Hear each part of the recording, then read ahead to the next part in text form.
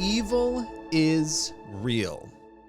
On today's Playing with Fire, we're diving into a really interesting topic, a new show. It's a cartoon, and it's called Little Demon. It's a show about a woman who mates with Satan, yes, you heard that correctly, and has a child, the Antichrist. Now, this cartoon is on FXX. It's a Disney-owned network, and it's making a lot of waves. A lot of people very unhappy about this show, very concerned about this show. And so I'm going to have Mike Signorelli on today. He's the lead pastor of V1 Church in New York City to talk about the occultic themes in the show and really to just address whether or not parents should be concerned. Why is culture turning to these sorts of things? And what do we make of it as Christians? With no further ado, let's welcome Mike Signorelli to Playing with Fire. So we are here today to talk about a title that both you and I can't even believe we're talking about. It's Little Demon. That's the name of this cartoon. It's a series on FXX. Now, this is a Disney-owned network, and it's a network that is really aimed at 18 to 34-year-olds. We're going to get into all this, but let me just read a line before I get your reaction here. And the line is, this is a promo from the show. When your father is the devil and your mother gave birth to the Antichrist, there's bound to be some conflict. All right, so let's dive right in. What is your reaction to this show? Well, I want to start off by saying I also can't believe that this show exists. I think if we could go back 30 years and watch this show from today, everybody would universally be shocked and appalled. But what happens is things incrementally change year over year to where you can accept what you would have never accepted in a previous generation. And, listen, as a Christian, I believe that the enemy is after our children. We wrestle not against flesh and blood, but principalities, powers, and rulers in high places. Ephesians talks about it. We've got to wear the full armor of God to withstand all of the attacks of the enemy. And to me, it would be just like the enemy to say, we're going to put a cartoon out there that is not for children. And I'm saying this in air quotes, except for we all know that children want to watch what they're not supposed to watch. Yeah, I mean, and also, look, I know there are a lot of adults who like cartoons, I guess. I'm not one of them. I don't mind the old school ones, watching them with my kids, but it is strange. Here you have a network that's purportedly tailoring content to 18 to 34-year-olds, right? That's the point of this network, and they're doing it through cartoon form. That's really interesting, as you mentioned, but there's another piece of this puzzle I think we need to talk about. One of the characters, the centerpiece, this daughter that we're talking about, is a teenager. And when you dig into it, it appears that this kid is a 13-year-old. So why do you think a cartoon with a 13-year-old character is something that adults would even be interested in? Yeah, well, to be honest with you, if the character is 13 but the target demographic is young adults, what interest does a young adult have in watching an entire story about a child? And so again, it's one of those things where it's the type of content that kids know they shouldn't watch, but they are going to want to watch it. They're going to seek it out, and they know exactly what they're doing. We know what they're doing. And there's many deeper layers to this, which I know we're going to talk about. But here's the thing. At the end of the day, you relate to the characters most who are in the season of life that you're in. Those are the Yeah. ones that you connect with, whether it's a movie, it's a novel. If you think about it, that character resonated with you because you felt like you connected with them. And so it's pretty obvious that this character had to be the centerpiece to attract all of the other teenage girls, teenage boys. And it's an agenda. Yeah, I mean, it feels very strange to me. If I'm an adult, I want to watch adult characters. We've seen this with Euphoria and all these other shows and that's not a cartoon, obviously, but where you're pulling in these teen storylines and marketing it to adults. To your point, and I remember this as a kid too, you want to watch the things you can't watch. You want to be sort of diving into that content, and it becomes attractive to a kid, especially when it's a cartoon, to dive into that. But the broader issue here we are in America, 2022. We're looking at chaos culturally, so much going on here. What does a cartoon like this tell us about culture? A cartoon that never, even 5 years ago, would have made its way on the airwaves. Okay, so I did some research. I watched the trailer. I tried to watch footage, and I'll tell you this 13-year-old girl is being bullied in school. And all of a sudden, something ignites on the inside of her, this dark, evil presence. Her eyes glaze over and go completely black. And then she suddenly has this power that she didn't know she had before, totally awakened inside of her. And so, what I think it's actually saying is that these problems that you're encountering the solution to them could be the demonic. And I know it sounds crazy to even say that out loud, but it used to be in, in previous years that it was more secular humanistic. Like we have a power inside of ourselves. Maybe it's a superpower, and it was always good versus evil. And now, I mean, it's pretty plain to see it's evil. It's good evil versus evil. Although there's no such thing as good evil, but that's the way that they're presenting it. Yeah, I mean, you see this a lot too, even in circles. In fact, one of the actors in this series gave some past comments in an interview in which she was talking about, I don't practice black magic, but she was talking about practicing magic. And it's interesting because this is what a lot of these religions are built on too, right? This idea that, it's white magic, it's good magic, and to your point, there's no such thing as that. Do you want to unpack that just a little bit? Because I think it's actually an important point as we talk about culture and this intersection of the occult coming in more and more, just sort of delineating between those two things. Absolutely. Well, listen, don't just take my opinion. I mean, I went and looked for different interviews from some of the actors and actresses that are involved in this show to really hear them say out loud. The Bible says, out of the abundance of the heart, the mouth speaks. And so, how do they talk about it? The lead actress, Aubrey Plaza, like you mentioned, this is a direct quote. Okay. She said, I love that we are normalizing paganism. She said this in an interview. This is a direct quote. And she says, Laura is a pagan. She's a witch. She's jacked, and she's got to protect her daughter against demons, and she's got to get her house in order. Yeah. So, Wow. yeah, go ahead. Well, it's interesting because it's setting up this juxtaposition, like you were just saying, in this cartoon, the pagan, right, is fighting evil, is sort of like the superhero in a weird sense, it sounds like. Yeah, and it really what this shows us is there's a departure away from church, away from Christ, and now it is into the new age. It's into paganism. And I really believe, I mean, I could be wrong, but my prediction is that we will see many more shows, many more movies with this same philosophical worldview, this perspective, because hey, mom's a witch and she's protecting me from demons. But it's just like Jesus said, a house divided against itself can't stand. You don't cast Beelzebub out by the power of Beelzebub, but it would be just like the devil to convince you that's possible. And so now, yeah, the hero of this story, that the protector against demons, is a witch now.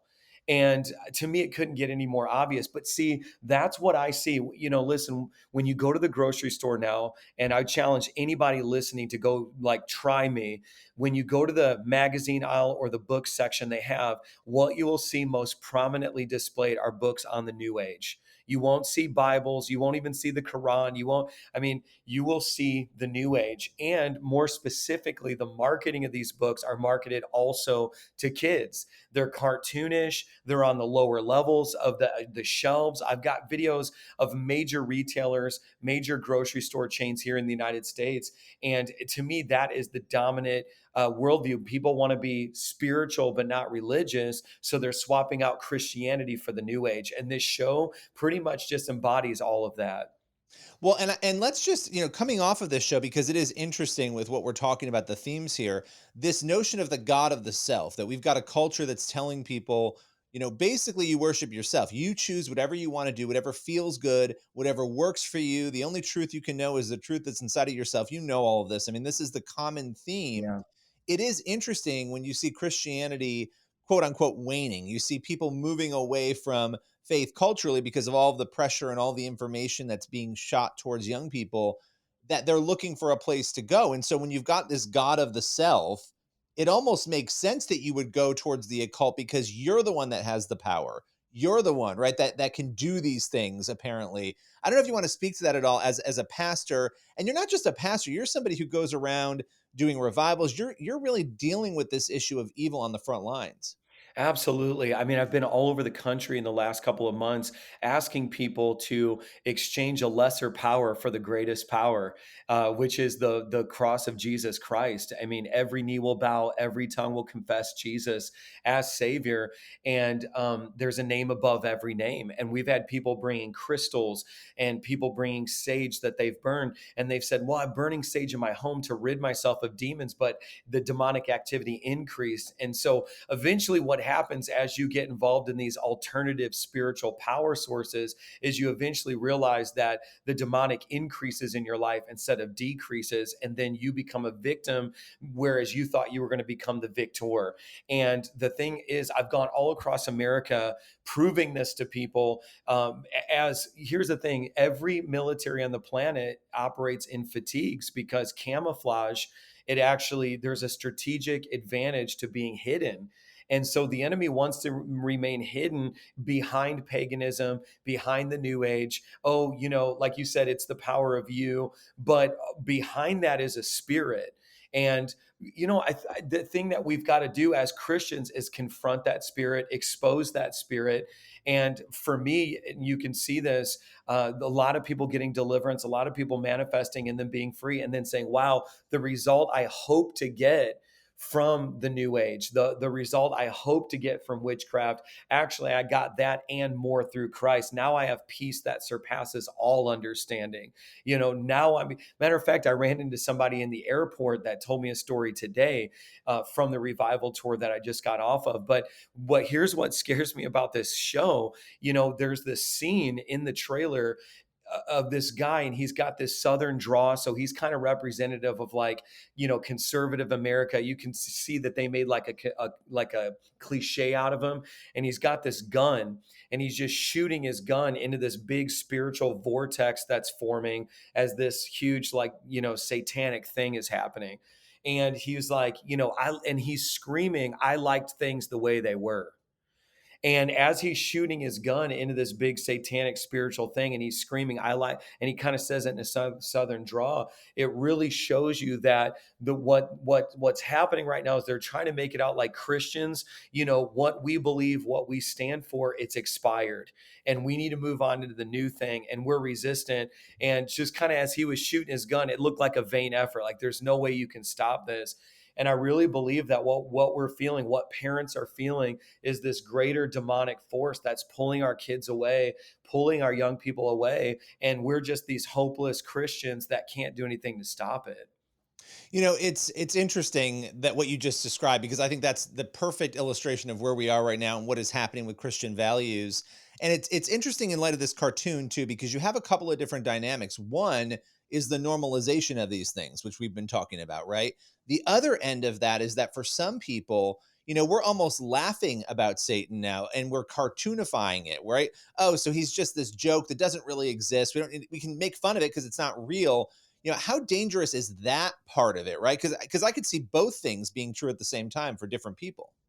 Yeah, it's very dangerous because, well, let me put it like this. If whatever we do in moderation, the next generation does in extremes. And when you open that door and you just say, "Yeah, this is normal, this is funny," then it becomes serious. And, again, just going through this show, some of the lines, this girl's walking out of a party and says, "If my parents ever show up to a party, murder me." I mean, the comedy that they're using in this show is so over the top with the intention to desensitize. I mean, here in America, we have a problem with murder. And so to me, it's like, where did that originate from? I think culture, it feeds the masses spiritually, mentally, emotionally, and then it ultimately directs their actions. I mean, I have the same biological brain as somebody overseas. The difference is the operating system that was installed by the conditions around me. And so it's so important. And here's the thing, parents do not screen their children's screen time anymore, and they don't know what they're watching. And so there's a high likelihood that kids are going to get access to the show, binge watch an entire season of it. And just like a computer, their mind is being programmed with this demonic ideology. The Bible talks about the doctrine of demons. Most Christians don't even go to church anymore. But even if you did, it's your kid maybe gets 1 hour of Christian instruction instruction a week at church, but then they binge watch this show called Little Demon on an iPad in their room, and you don't even know that they are watching it, and they got 17 hours of demonic doctrine. And Yeah. so I believe it's really scary. I wanted to read Second Timothy chapter 3 because when I watched the trailer of this show, my spirit was like screaming this verse out. I'm just going to read it because I believe we're in this era. It says, "Be sure of this, in the last days hard times will come. People will love themselves, they'll love money, and then it says they'll talk about themselves and they'll be proud. They'll say wrong things about people. They will not obey their parents. They will not be thankful. They will not keep anything holy." And there was something about that line, they will not keep anything holy. Here's the thing. If you do, I mean, we know there was a cartoonist who was beheaded for representing Muhammad. And so, even from an Islamic perspective, there's an understanding of we've got to keep things holy. And unfortunately, they did that in the most wrong way possible through murder. But it's like only Christians. It's like nothing is holy anymore. We don't keep things holy. And I think, of course, the world's going to act the way that they act. But there's something about Christians saying, holy means to be set apart. Verse 3 says, they will have no love. They will not agree with anybody. They will tell lies about people. They will have no self-control. They will beat people, and they will not love anything that is good. So this whole Man. show is that verse saying, we don't love anything that's good. Actually, we love everything that's evil. Yeah, we're almost, we're either mocking it or we're praising it, right? Or both. And I think that's what we're watching happen everywhere. I won't name the retailer, but you mentioned a lot of retailers. There's a store my kids love to go to. It's geared towards kids. And in the book section of that store, in the middle of the store, are witchcraft books, horoscope books, the whole nine yards. Every time we go in, it is incredibly shocking to me to see that. And it shouldn't shock me anymore because the Ouija board is out at bookstores. I mean, all these things are there. They're out in the open. And I guess my final question for you, because you have young kids, I have young kids, a lot of people watching might have young kids or grandkids. How do we protect kids from this? Because it's going to get worse. Yeah, the problem actually reveals the power. And I'll say it like that because you're not going to see Disney release an FX show all about Jesus Christ that's biblically accurate.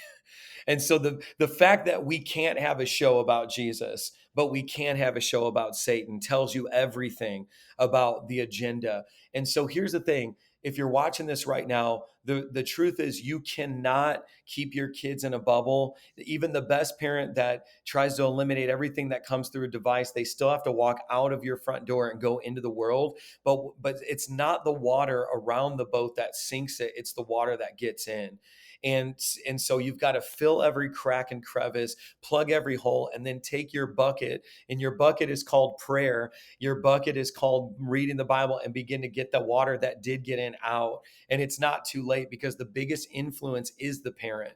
And more so than any other factor, it's the voice of the parent. And I know life is hard right now. I know we're in an economic downturn. There's parents working 2 and 3 jobs and they're struggling. But the Bible says, seek first the kingdom, and then all these other things will be added unto you. The most important thing you provide for your kid is not the things that you provide through finances, but it's the things that you provide through the Spirit. And so it's like, I know that there's a lot of parents hearing this, they can feel so defeated, like, man, my kids got video games, I don't know what they are. They can beat themselves up. But I want to encourage you that you as a parent are the number one source of influence in their life because you represent godly covering. And that's the way God set it up. So he's going to empower you to have the conversations. And kids are curious about the spiritual realm. You asked about paganism. It used to be, well, we are appreciative of nature and it's not necessarily supernatural. And many of us are atheists or agnostics ourselves. But then these shows come out that are all about the supernatural, which kind of proves, no, we are into witchcraft. We want to be warlocks. And so your kids, here's the good news. Your kids have an insatiable desire to learn about the spiritual realm. And that desire is from God. And so that's all Satan is exploiting with these shows. Your kids want to learn the Bible. Your kids, I feel like I'm going to cry right now because so many people need to hear this. Like, your kid wants to pray. Your kid doesn't want dead religion. No kid wants that. And so, but I'm telling you, your kid wants the power of God and wants to know that it's real. And so that's the good news. This is a desire to know about supernatural things. I was one of those kids that was obsessed with the supernatural, and I loved ghost stories, and I loved the Same. demonic, and yeah, and it scared me, and I couldn't go to sleep at night and all that. And I unrighteously fulfilled that desire. But when I begin to see, whoa, there's deliverance. There's people doing supernatural healing and operating in the gifts of the Spirit. And what's this all about? My curiosity took me on the road to righteousness.